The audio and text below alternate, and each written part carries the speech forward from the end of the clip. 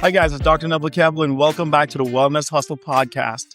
Today we've been having some amazing guests tell their stories, talk about their journeys, discuss how they've overcome challenges, and they have aspired to levels of success that most could only possibly dream of. Today we have none other than attorney Dustin Young from the Dustin Young law firm, and he will talk to us today about his journey, his unique journey, and what has led him to this place today. So, folks, without further ado, I'm going to have him tell you this story. Dustin, great to have you, man. Glad to be here. Welcome to the podcast. Glad to be here. I'm finally Finally. Get here. Let's make this happen today, man. We have a lot to talk about. So, this weekend you were in D.C. Yeah, I was going up there. How's D.C.? It was great. It was greater than I expected. I only went up there for one event. I went up there for Judge Moore, a fundraiser. Okay, yeah. And I heard CBC. Yeah. Congressional Black Caucus. Yes. Yeah. And big deal, by the way. Yes. Yeah. And man, it First time? First time. Very first time in DC. Really? I ended up extending my trip. My goodness, man. You're missing out. Yes. A lot of first times. Yeah. All right. So how was your overall experience? Oh, man, I love it. Really? I actually got sad when it was time to go. Really? That rarely happens. So next year is this definitely a must go for you next year? Oh yeah, I'm ready this time. All right. Well, you know what? Let me know. I mean, a group of us might go. We'll see. All right. So let's talk about the GA crash lawyer. So you started this. Yeah. What was your inspiration behind this? Well, at first, it was interesting because in law school, I never wanted to be a law firm owner. I was just career prosecutor. Okay. And then I came to Atlanta and I kind of got exposed to the world of PI. Cool. And okay, the dark side. Yeah. And then it kind of brought back this old hustle that I used to have. And okay. It's like, okay, I like this. Yeah. And then you're still working with people. It was different from prosecution. So I was like, okay, let me explore this a little bit more. And I just kind of fell in love with it. So, tell me about your journey to law, though, because, most people, I mean, you seem fairly young, but was law always, the career of choice for you, or did you stumble into law? How did law become for you? For me, I got into law more so just exposure to the elements of the criminal justice system. Okay. Police, people going to jail. So that was sort of my introduction into law. And I would watch cops a lot. They show up a lot, and I watched the show, so that's sort of what piqued my interest into law. I always wanted to be a attorney, but I didn't know if I would actually take that track. When you're little, you pick something, doctor, lawyer, you pick one of the popular career choices, but I know I wanted to be a police officer. So Gotcha. Yeah. And so what happened, actually, I started getting in trouble. That was and that was really at the same time I fell in love with the law. Right.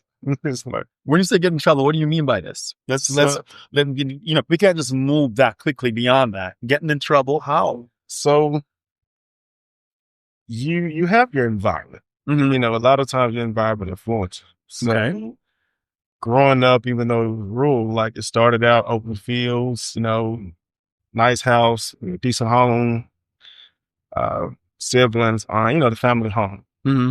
But there was a lot of things that would go on that I feel like most kids shouldn't see. So when you start to pick up what you see and take that outside and learn, it sort of stays with you. So like what? Just domestic violence, drug abuse, a lot of violence. There's a lot of violence, a lot of drugs. I think I was probably about 7. At 7 years old, I knew I was very knowledgeable about drugs and how they operated, how they make me. I mean, at a very young age, just the exposure. And then I would say about 5th, 6th grade, I noticed that I was starting to be kind of rebellious, And then 7th grade, at 7th, 8th grade year, like the training wheels come off. You left the country, moved into the city. This is West Tennessee, about 45 minutes north of Memphis. A lot of my family is still in Memphis, Tyersburg. It's sort of bounced between. But moving to the city limits, and I feel like the housing was really unstable at that point. Your mom and dad with you during this time? My dad had left probably, I think last month I seen my dad, I was probably like 6 or 7 years old. Then he showed up much later. He actually showed up about 6 months before my brother died of cancer. So what happened, moving to the city limits, you start hanging out into the neighborhoods and start seeing people with things. Like you're going without, you're seeing people like, hey, what do they do for a living? So I'm like, okay, substance abuse is an issue. And there was a lot of drug dealing around me. I remember a guy, I still remember this very good with my uncle. My granddad had a white Chevy pickup. It's white. I remember pulling in front of the projects. And I remember a guy showing me a bag of crack cocaine and cut up. He said, this is how you make money. And I remember I could have been probably 8, 9 years old. Mm-hmm. So in my mind, that's how you make money. You sell drugs to make money. And then I was just the exposure to it. So that was how the law, and then, they would have fights would break out. Police show up, everybody would calm down. So that's what piqued my interest to the police. But man, when they show up, everything is cool. But, going through school, housing is very unstable. I'm staying, like I spend time living with like friends or staying with my uncle, things like that. And eventually I bring what's outside into the school. So now I'm trying to hustle in school. And I think hustle is in like dealing like marijuana, just whatever I can find hands off. That's the hustle is. And man, I think my first arrest was in middle school. And I think I continuously stayed in trouble first. Yeah. Just stayed in trouble. First of how many? I would say I probably caught a total about 15 juvenile charges. Just from 12, 13 until about actually 8. I feel like I aged out, and then I ended up catching a more serious case once I became an adult. So yeah, that was crazy. It's actually what's this, 2025? It is the 15-year anniversary of that case I caught. Thank God for the Fourth Amendment. That is the only reason why I'm an attorney. Had that case went the other way, I was going to prison. First time I was 19 years old. My daughter was 6 months. I still remember that October 7th. So you had a child at this time? Yes, teenage dad. Yeah. So, but just school, like high school. I ended up getting kicked out of school. I got kicked out. I got sent to alternative school. I did my best to get kicked out of alternative school. They would not kick me out. I remember the principal. He would, I would come to school and I would, dress how I dress. And he would say like, man, he'll call my mom and say, I think your son is up there trying to recruit people to like join a gang. And I'm like, no, that's not what I'm here for. I'm just, in my own little world, my own little bubble. I've always stayed in my own little bubble, regardless of what I was doing. I guess the one thing about it, regardless of what I do, whether it's good or bad, I'm gonna give it my all. So at that time, I was going the wrong way. Wow. I was zeroed in on doing it as good as I can. So man, that was sort of the lifestyle for the longest. And then once I had a daughter, and I tried to do the regular route. Like I would apply for like jobs and I would not get a job. I'm trying to work at Wendy's, McDonald's, like nothing. I'm like, okay, well, I know this. Right. It was taught to me. Yeah. So, and unfortunately I was good at it. So I went that route and then I got caught. And, you don't have to tell me that the fire is hot for me to believe it. Mm-hmm. So after that situation, it was such a depressing period too. And what age was this? When I caught the charge, I would have graduated high school in 2007. I would say by October 2008, I had a serious felony. The Class B felony in Tennessee carries 8 to 36 years. And because of the amount of what I had, they weren't trying to give me any breaks. Yeah, so that's sort of what snowballed into this. And and around the same time, I ended up, I had a pop in college. Yeah. So I was going to school online. I didn't graduate high school because I got kicked out and trying to get back. It was rough. I finally did get back to high school, but I feel like I fell too far behind. So I said, no, I'm not going to do this. So I left and got a GED. A cousin of mine was like, "Dang, you should try college or something." Like I got other ambitions, and because things went the way that they went, I ended up going. I'm like, well, I was doing criminal things. Let me get a criminal justice degree. So I took that route. My very first job, first real job, was working in a medium security prison. I had gold, like teeth, everything. Like, so my first, I remember interviewing, my name Dustin, so it's not too many black Dustins. I got gold teeth, and I'm working with prison. It would throw the administrators off. I remember when I was interviewed, they called me in and they said, you called Dustin. I said, that's me. And it was like, you? I'm like, yeah, okay, With the gold teeth. with gold teeth. Yeah. So I remember walking into the pod in Hardin County. I remember walking into the pod. First person I saw was because, yeah, first person I saw was because He was behind bars. yeah. Even today, I got 3 brothers in prison right now. My oldest brother, he got 33 years for drugs. My brother violated not so long ago. He did a few years, so he's going off for parole. My brother, he's in Colorado on a drug case, and I'm like, what the hell did he do that's so bad to get shipped to Florence? Like, so, and me and him work together every day. So I get more jail calls than I do, I feel like, work calls. So that's just sort of how I've always been wrapped up in the law.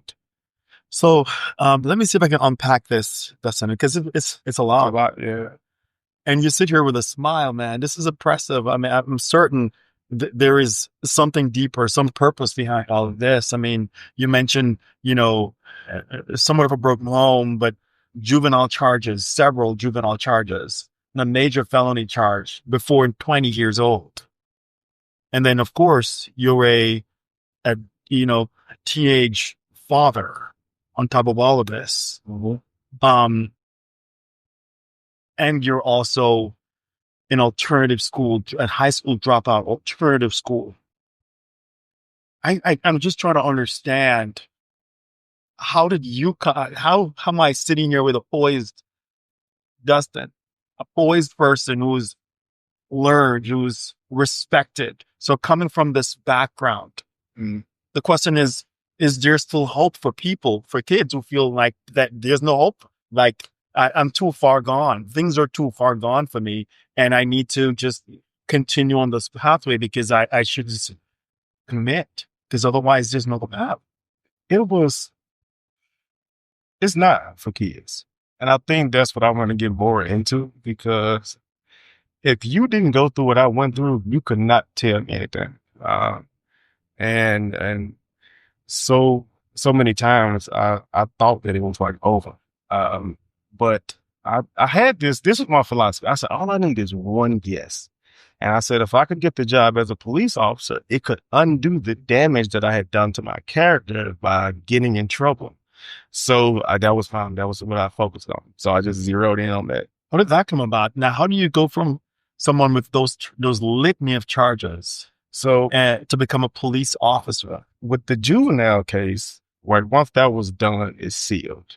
But what people don't understand, with police, you have the background check, and then you have a personal injury, so you should do personal injury stuff, a personal history statement, to where they go through all the information, asking you questions like, have you ever done this? Have you ever done that? Even if there's no proof, you can't look it up. My issue was, I was actually trying to get recruited by the military, and the guy told me I was too honest, because I'm not going to lie about what I did. What I did is what I did. It is what it is. But it was hard. Like, everyone would tell me no. Like, I applied for, over 80 jobs trying to get a police job. And I was like, well, I had so much interaction with the police, but I still respected the police, which was weird. Even when I'm getting booked in for my serious case, I was like, all right, what's next? Like, and the investigator was like, this is just not adding up. Why is he so? I'm like, I can't get mad at y'all for, it's me. It is what it is. So I just rolled with it. And then Fourth Amendment, judge threw it out, and I said, okay, now I got a second chance. You won't give me again. And that was it. Like, that's why I say, you'll hear me say it a lot, like, I don't play both sides. I try to stay one track. But throughout the whole thing, I'm just focused on what I want. I just wanted to be a police officer at first. They told me I couldn't because of my background. I was like, what? No one ever stopped to ask, why was this kid doing this? How was this kid? Who taught this kid how to do this thing? Uh, and it just sort of stayed that goal. I remember calling Atlanta. I remember saying like, hey, look, this is what I've done. If you're going to disqualify me, tell me now before I drive. I was trying to move here. I got disqualified for DeKalb, Atlanta. I still have it in my personnel file. I have a copy. I have an email from Atlanta PD that says I never, ever eligible to be out here. But I was a Fulton County prosecutor. So, and that right there was another thing. It was people telling me that I couldn't because of my past that said, okay, now I'm going to focus only on that because you told me I couldn't have it. And so after I kind of checked those boxes, I was like, okay, what's next? I always wanted to be well. And then I learned of this avenue of personal injury. Like I come here and I'm seeing these guys. I'm like, man, these are professionals and they look just like me. So that's my new thing that I'm zeroed in on now. So it's just whatever I get focused on, I just get hyper focused on. When I was on focus on the wrong thing, I want to do it, but I try to do it as well as I can. So now I've shifted over. And a lot of it was people will try to take advantage of you, depending on where you come from or what you know or what you don't know. And I see it now, like most people don't know my background. They see me, they can't see it. But if I'm like dressed down and it's like people playing your face. Like, cause oh, you don't know this, you don't. And so I noticed that when I was an attorney working for other firms and things, just like, oh, people really play with people. And I just couldn't be that type of attorney. So my clients have probably more access than they should, but I understand that struggle. You got some of my clients, single mothers. I understand what it's like when your lights get cut off or you don't, like, even through high school, but we didn't have hot water. Hot water? Like, no, we didn't have running water at one point. I remember we would get off the school bus and my mom would be like carrying this large tub, like filled up with water. Like we would go up there and that would be how we like boil our water, whatever we got to do. And this is like 2000. This isn't like back in the 50s, 60s and stuff. So it always kept me humble, like real humble and just like understanding of people in their struggles because of what I went through. Yeah. And I mean, even going like right now, going on back home, it's still the same struggle. Same things are going on. But I don't know. I feel like it's just life. But it all happens for a reason. Right. Like it all happens for a reason. And I used to wonder like, the hell, why am I going through this? As I'm hearing you talk, man, honestly, I'm just thinking about so many different aspects of where things could have gone the other way. Right, where the doors could have been closed. And one person on the other side that had somewhat less empathy or less compassion could have decided and your fate could have changed forever. But nonetheless, you've seen a consistent navigation from your teenage years to, navigating through, your early adulthood and career passion changes, that doors that should not have been opened, right? But were opened for you. Mm-hmm. I mean, you just mentioned that your three brothers, they are behind bars, a path that you were called into, pulled into, dragged into, but you still chose separately, and now here you are. Mm-hmm. Is there a purpose for all of this? Have you contemplated on a grander purpose for you? I don't know. It's like I constantly meet challenges and they don't break me. Like my mom died when I was in law school. It was my first semester. My sister lost her infant child in law school. I never dropped out. When my mom died, I actually made the dean's list to say she lost. So it's like I take pain and I just use it as fuel. And that's what pushes me. Like the bar exams, I didn't worry about the bar exam. I remember calling the professor and I said, I know I didn't pass. I said, because that was way too easy. I've never been a top 10 like scholar or no type of person. I think it's just my faith, persistence that just pushes me through. Let's talk about faith for a little bit, because certainly it seems like unseen hands have guided you this far. Yeah, I keep my relationship with God extremely personal. No one gets to influence that relationship because I've seen it firsthand because of my own personal situation. There's so many, I can go story for days, and it's like, how? Just how? But somehow come through. I remember being in a bad car accident. We were in pursuit from the police. Hit a car head off. I opened the door, stepped out the car. Nothing. Nobody but that. No seatbelt, no nothing. And so it's like, no matter how bad I try to mess it up, Yeah. it just won't mess up. Like things happen.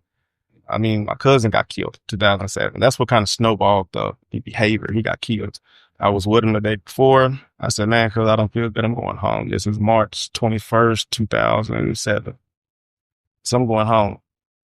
Random, it's beautiful outside. I go home and go to sleep. That's not I don't sleep now like that. Go home and go to sleep. My other cousin, he's no longer here. He died 2 years after that. He called me. You heard about what happened, nigga? Oh, yeah. He wouldn't tell me. Hung up. My mama called his mom, and he got killed last night. It's like, wow. Yeah.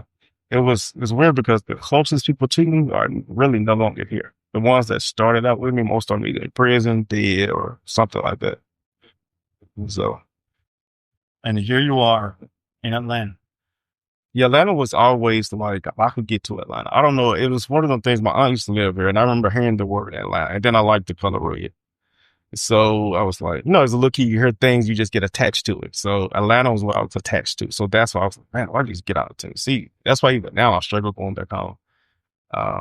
But I got here and it's like, oh, Father. Yeah. Like it's been amazing ever since. Yeah. Yeah. Well, man, I got to tell you, once again, hearing all of this, I can't help but thinking that God has some sort of divine purpose attached to what you're destined to do, because it seems like I should not be speaking to you right now. You should either be behind bars or not here among you in the land of it, based on how the cards have been stacked for you, but yet still beautiful family, 3 kids, and just started GA Crash Lawyers and just started your own law firm. Mm-hmm. And you're about to create the impact that you believe you're called to create. What do you believe that, as we close this, because again, very, very, very powerful. I didn't know a lot of these things, honestly. And I'm still, said I should write a book. you probably should, because I'm still She would here. always say, she was like, well, why did you change? I was like, well, one, I don't like tight spaces, first of all. So jail was just, I remember sitting in, I'm like, what are you in there for? I'm like, that's dumb.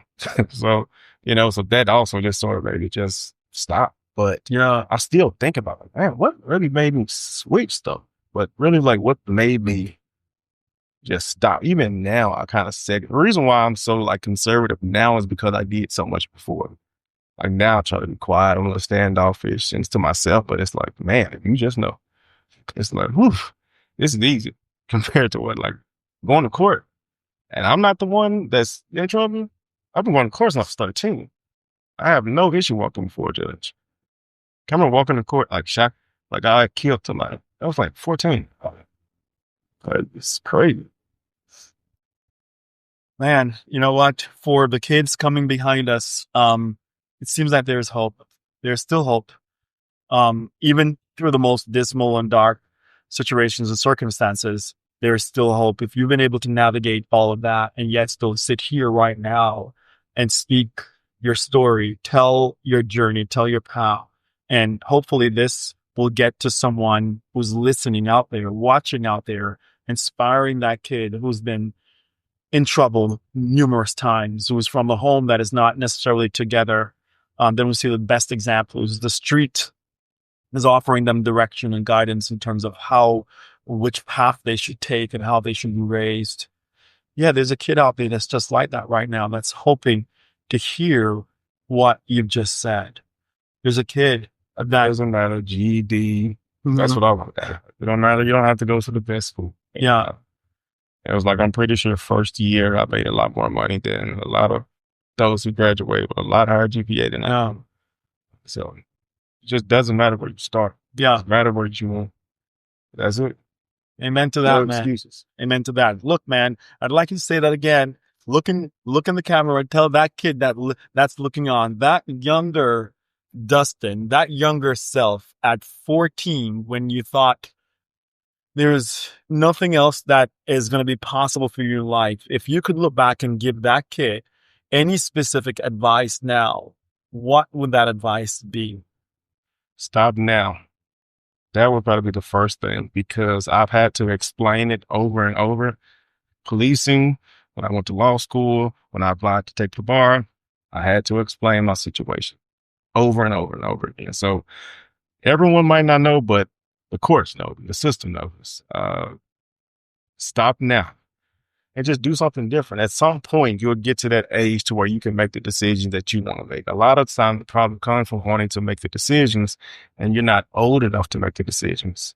And now, once you get to that, just get to 18, and then it's only on you. So regardless of what happened before, you now have control. So I've got control. First I abused the control, but I end up figuring it out. So here I am. Amen. Well said. Well said. Folks, there you have it. Attorney Dustin Young, GA Crash Lawyers, new attorney on the rise. Excited to see his journey. Excited to see what he will create. Excited to see the passion that he's bringing through with him right now and what that will manifest into. Folks, stay tuned. Dustin, it was a pleasure having you. It's pleasure being here. Hey, thanks again, my brother.